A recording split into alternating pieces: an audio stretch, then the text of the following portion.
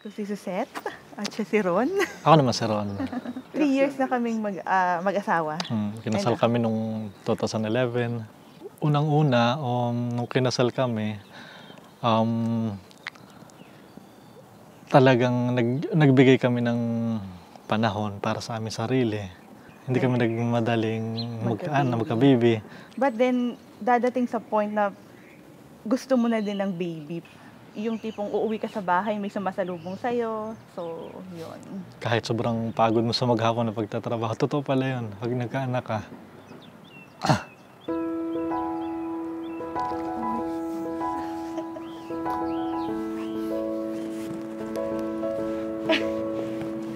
Oo nga, totoo pala yun na. Parang kumpleto yung pakiramdam mo. Na everything, lahat ng ginagawa mo is may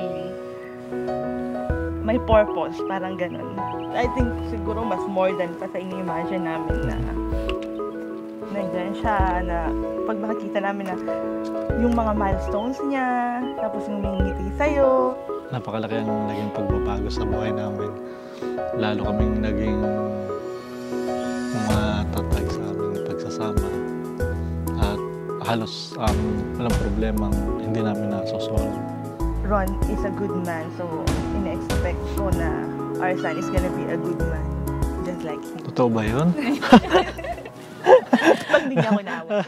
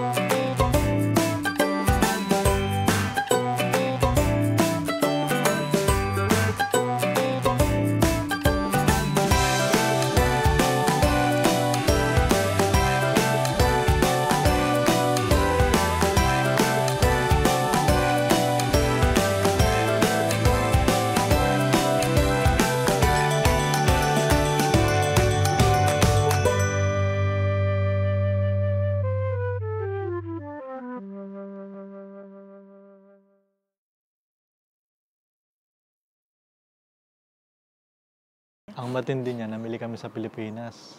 Nagtipid kami. Namili kami tapos, pinakamasaklap niyan. Siguro doon sa lahat ng binili namin, Wala nagamit.